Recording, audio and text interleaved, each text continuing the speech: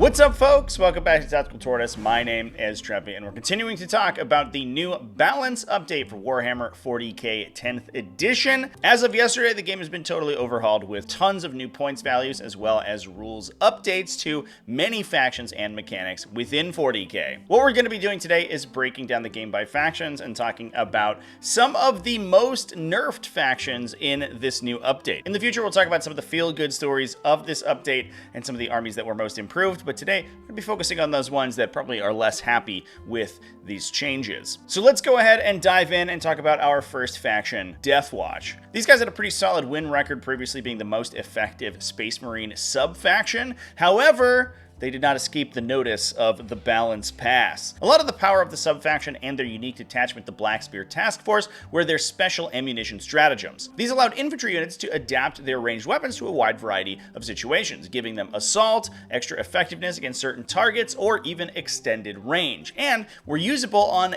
any infantry weapon. You can use them on things like heavy weapons and especially desolation squads. However, they have been changed to work more in line with, I think, the actual intended purpose of the stratagems, which was to buff their bolt weapons. Traditionally, these are special bolt rounds that the Deathwatch veterans load into their bolt guns to get a particularly unique effect, and since bolt rounds deliver a warhead, you're able to adapt that warhead to a situation or target type. And traditionally, Deathwatch were the biggest users of this. So now all of these special ammunition stratagems are restricted to only bolt weapons. And while this does mean that Deathwatch do have particular synergy with some specific infantry types, whether or not those are going to be more effective in other detachments still remains to be seen. And Deathwatch lost their primary synergies with units like Plasma Inceptors or Desolation Squads. On top of that, they were also the recipients of Space Marine nerfs elsewhere, especially to that Desolation Squad, which lost half of its unit size, only being able to be taken in units of up to 5 instead of 10, meaning that any stratagems we use on them don't go as far as they did. While Deathwatch were one of the most prolific users of the Desolation Squad, and while other Space Marine sub-factions are certainly going to suffer the loss of the effective 10-man artillery unit as well, I think Deathwatch may feel it a little bit more keenly, especially since even if they retain Desolation Squads in their army, they aren't really going to be able to buff them, not being able to use those special ammunition stratagems on them. This is also going to affect their normal Deathwatch veteran units, since they're not able to use these stratagems on things like frag cannons, which is a very popular weapon within the Deathwatch arsenal and has a lot of internal synergies within the faction. Units trying to sweep infantry with numerous rapid-firing blast attacks buffed by things like land speeders are no longer going to be able to be affected by these synergies that can increase their range, the range that they got their rapid fire at, or gave them additional abilities. It's a sad time for Deathwatch, but they are also the recipients of other buffs elsewhere within the Space Marine Codex, where Space Marines got a lot of points decreases to some of their heavier infantry units.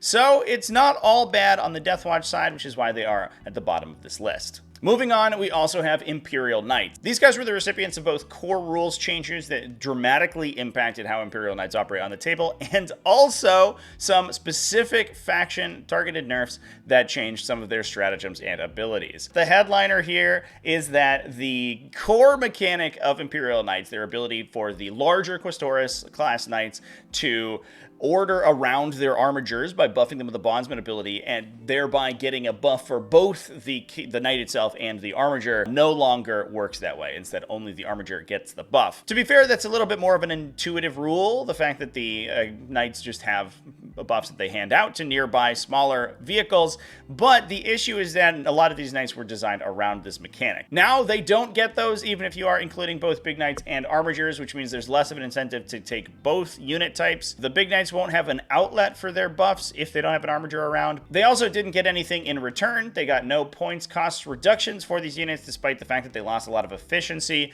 and they got hit elsewhere. The Overwatch stratagem can now no longer be used on Titanic units, which includes most of the big knights, and even was sort of part of the design of some big knights like the Knight Valiant. They are no longer able to use that, which dramatically reduces their power level. In terms of core rules, the towering change also affects this faction, but it's more of a side grade. Ruins can now block line line of sight to towering units if they're not within the ruin, and they're able to see through ruins that they are touching themselves. So you can actually hide the big knights now, but the downside is that moving those large bases around ruin terrain is often difficult. So it's not super easy to just keep a knight behind a building and then jump out when you need to. If any part of that building is more than 4 inches tall, the knight's not going to be able to walk through it. The knight's not going to be able to use Titanic Walker to ignore it while moving, and they're going to have to go all the way around, costing them a ton of movement. It's pretty okay for knights that really just want to be firing guns into the middle of the table and sweeping enemies off their home field objectives, but the downside is that they lose the ability to alpha strike some enemies if they don't have good terrain coverage. Honestly, for knights that are allying into Imperial armies, this isn't that big of a change because they are going to be able to hide themselves from specific matchups, and they don't really care about armature buffs, not having any armatures in their army. The real downside is for knights proper, who have a tough time hiding multiple models behind a ruin in any way that's going to make it easy for them to traverse across that ruin, and also have these armature synergies that just no longer exist. On top of that, they also got some stratagems changed. Thunderstomp changed away from being a battle tactic to stop it from being vected or used as a free strat by Canis Rex. He can no longer do that and now can only shoulder the burden, which is pretty nuts. And some of their other strats went up in command points. Knights were certainly performing above average, but I don't know if they deserved all of these changes. But speaking of armies that were performing well, the next faction that we're going to talk about is Adeptus Custodies. These guys got massive points increases across the board. Almost every single infantry unit in the Codex went up by 5 points per model. Given that most Custodies armies are infantry focused and they're taking 20 or 30 models, this basically on the baseline is going to increase the cost of their armies by at least 100 or so points. On top of that, we also saw increases to random stuff like some of the dreadnoughts that were never really played anyway. While they did get some points cuts to some lesser played units, things like Virtus Praetors, Venatari Custodians, and Land Raiders did go down. There was a reason those units weren't being played. Their data sheet abilities aren't quite as efficient as other units, and now playing 50 points per model or more for those units is a hefty price to pay. On top of that, they also got some mechanical changes. Some of their stratagems were reworked so as not to be used as free stratagems, specifically Unwavering Sentinels. And on top of that, they also got a restriction on their unit sizes, just like we talked about the Desolators before. Most of their units went from being able to be taken in bricks of 10 to now going to a maximum of 5. To some extent, this does make sense. 5 is the contents of their boxed sets, but the lists focus on the large 10-man units were interesting and in some cases effective. Definitely wasn't universally effective, and all this does is reduce the amount of variety in Custodies lists because now you're basically going to be locked into taking the smaller units. Very unfortunate for the Adeptus Custodies. They were one of the best factions in the game, certainly in contention for probably top 3 going into the data slate, but I don't know if anybody expected huge points cuts and mechanical changes to the faction baked together. Now, speaking of those top factions, Genestealer Cults is going to be the last faction that we talk about today. These guys got it coming and going, both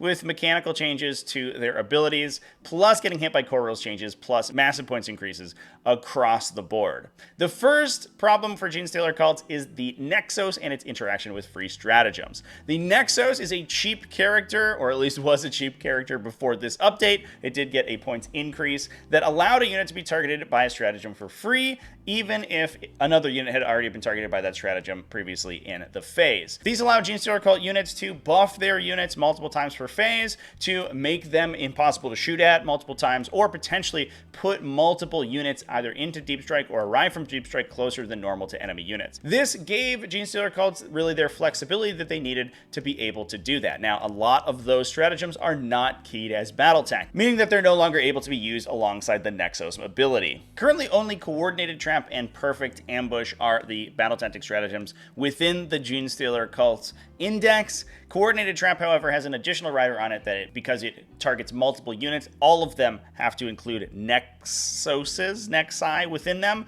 for that stratagem to be used for free. So the usefulness of the Nexos has plummeted dramatically. Now, Genestealer Cults are going to be way more contingent on having lots of command points to spend and aren't going to be able to level the same breadth of alpha strikes that they were in the past. On top of that, they also got points increases to most of their infantry and almost all of their characters, even the characters that were lesser played. And abilities like their Meticulous Planner also got the crossfire of these free stratagem abilities, where it can now only affect enemy battle tactics. Not only that, but Genestealer Cults also got an additional change to Cult Ambush. They now have to roll for every unit coming back on, and the roll is pretty difficult. While they do get a bonus early game, it's incredibly difficult, if not almost impossible, to actually make use of, because you have to lose your models on like the first turn of the game, which is super tough. So overall, we have a less numerous, more expensive army that uses its stratagems less well, is now significantly less maneuverable, and has less of a chance to respawn after it's destroyed. Genestealer Cults basically got hit from every single angle.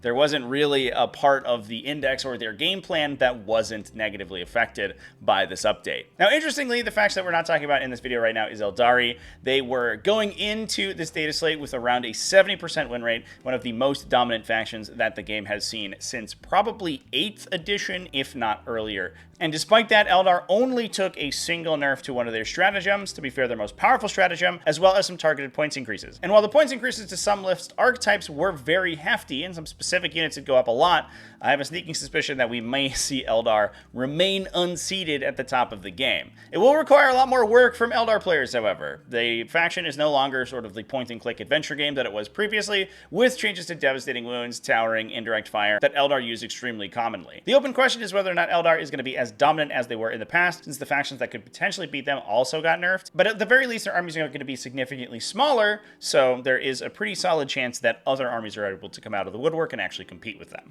We'll just have to see. Time will tell, but I am excited to see what the new meta shakes out to be. So let me know down in the comment section below if you have any other picks for the most nerfed factions in the new data slate update. Thanks for watching all the way to the end of the video. Thanks as well to everybody who supports the channel, either over on Patreon at patreon.com/TacticalTortoise, YouTube channel members, and Twitch subscribers. All you people are great. I love you very much. Remember to keep it classy, folks, and have happy wargaming.